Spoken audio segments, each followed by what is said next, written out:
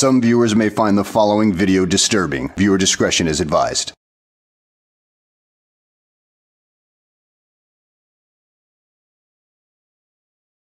It's so hard for me to sit back here in this studio looking at a guy out here hollering my name when last year I spent more money on spilt liquor in bars from one side of this world to the other than you made.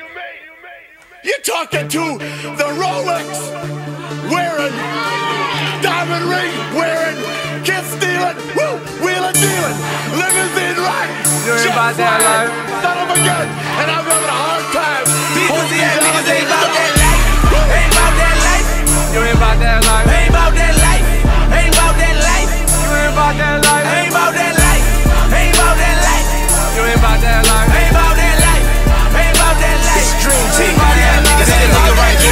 That nigga right there, look at that nigga right there, that bitch right there, that bitch right there, look at that bitch right there. You ain't about that life, you ain't about that, that price tag, you ain't about that, that bitch you love but we pop that, that shit you talk, you ain't about that.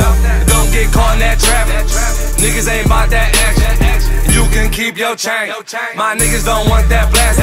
Niggas keep talking about they got meal, niggas keep talking about they got wheels, niggas keep talking about they got skill. He alright, he not real. Got a little flow, that's cool with me. Got a little dough, that's cool with me. Got a little watch, little jewelry. Them self-made niggas, volume 3, that work, get through like Shorty got that Ric Flair pussy like people see that niggas ain't about that life. What up YouTube, Not Empire TTC, this is your boy Mr. P-Town 49, back again for another season, back again making videos.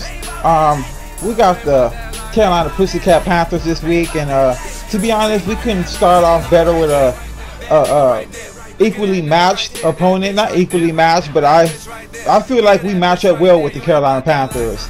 And as much as these stupid ass Panther fans all offseason beating their chests for what, I have no fucking clue,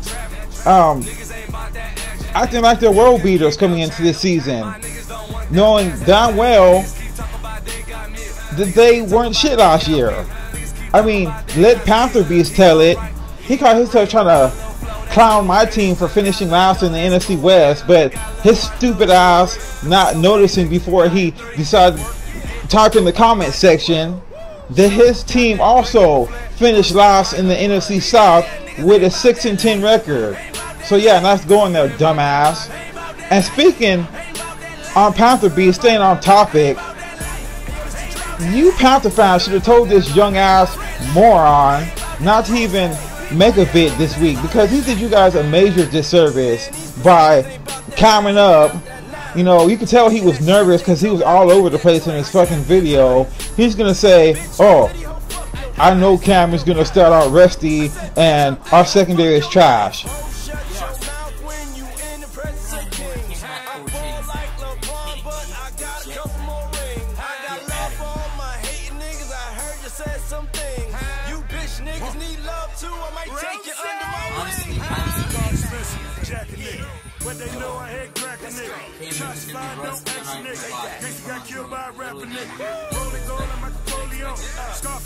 Well, thank you for confirming that for me, dumbass. I've been saying this in the Twitter chats all off season, that this is how we're gonna beat you bums.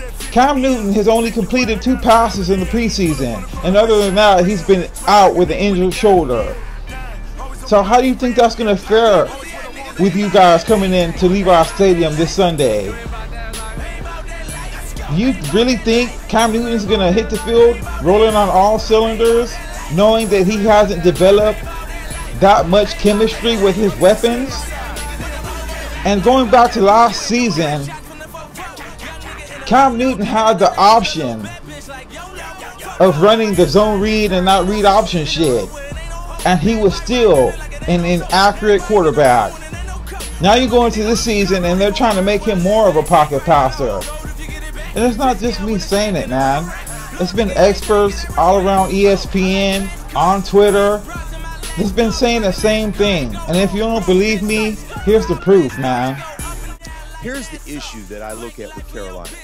Cam Newton, albeit, you know, an MVP winner from 2015, here's a guy, in my mind, that when you watch the way they design plays, and Mike Shula does a great job as the offensive coordinator, there was 8 to 10 runs a game designed for Cam Newton to carry the ball. He's the runner. Like he's a quarterback counter.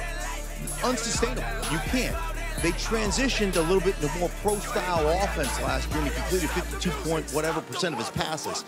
Now you're talking about, hey, Cam, we need to transition further. We go out and get Christian McCaffrey, who's awesome, but we want to transition further into this. We're not going to let you carry the ball, what you do best, and we need you to be a productive pocket passer. What if he's not? Which you never have been. You've never been elite in that level. You've been an elite athlete, but not an elite accurate guy, and you can't practice because you had shoulder surgery. That's a recipe for not great success in my mind.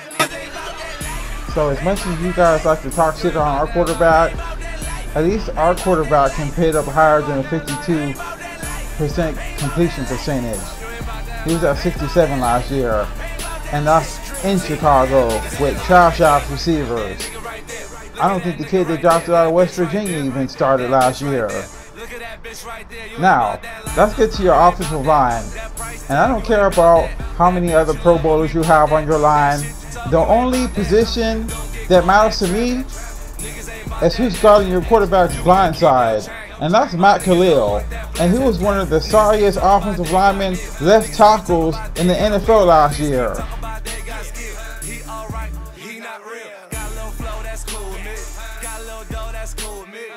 So man, get the fuck out of here, man. As long as our pass rush brings it on Sunday, I think we'll be getting Cam on the ground multiple times. And if we don't get him on the ground, quarterback hurries are good too. Because that's all that's going to do is pretty much make it hard for him to get rid of the ball and make it more difficult to mesh with his receivers. Wide receivers, not really worried about them.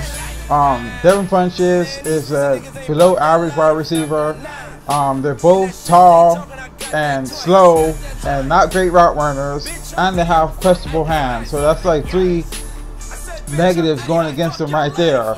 I believe our cornerbacks are going to do a good job of press man coverage, you know, putting their hands on them within that 5-yard window, and just being physical with these guys, and limit the plays of Greg Olsen and Christian McCaffrey. If we can do that, I expect us to have a great game defensively, because other than Christian McCaffrey, I'm not worried about Jonathan Stewart, not worried about him. I'm just ready for this game, man. You guys, you know, talk shit about our wide receivers, but you guys act like we're bringing in the same wide receivers we had last year. Last year, our starting wide receivers was Quentin Patton and Torrey Smith. Torrey Smith was just a one-trick pony, and Quentin Patton was the underdeveloped receiver that really didn't amount to much. This year we got Marquise Goodwin, who can stretch the field and really was underutilized in Buffalo. Buffalo, all they would do is sit him on trick plays and pretty much 9 routes. In this offense, we're going to be using him more as a complete receiver, so I expect his numbers to be great this year.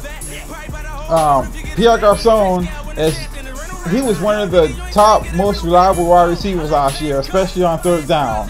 So that's an upgrade in of itself. I expect, you know, our run game, it needs to get going. I will say that preseason, our run game really didn't look all that great, and that's key in this game. That's imperative that we get this run game going, because all that's going to do is set up the play action pass and pretty much spread out the field to our quarterback to get the ball to our weapons. Another weapon we got is Kyle Juszczyk. He's a welcome addition to our offense, and I think it's just going to make our offense more dynamic. And unlike last year, you're not going to be able to key on one player or 2 players. This offense is going to have a multitude of weapons, from our fullback to our tight ends to our wide receivers. So I expect us to get this offense going at home in Levi Stadium. That's pretty much all I got for this video, man. We're gonna kick your ass. We're gonna win this game. I have no doubt in my mind that we're gonna win this fucking game.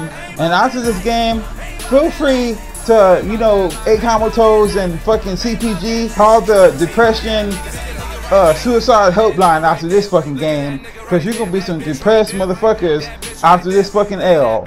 This your boy, Mr. P-Town 49, from P-Town all the way to the Bay, 49 Faithful all day, and I'm out. Peace.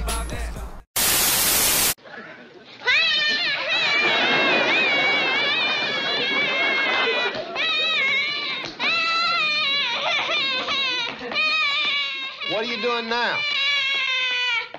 I was having a tantrum. Oh. Well, don't get your clothes all dirty. RIP to the competition.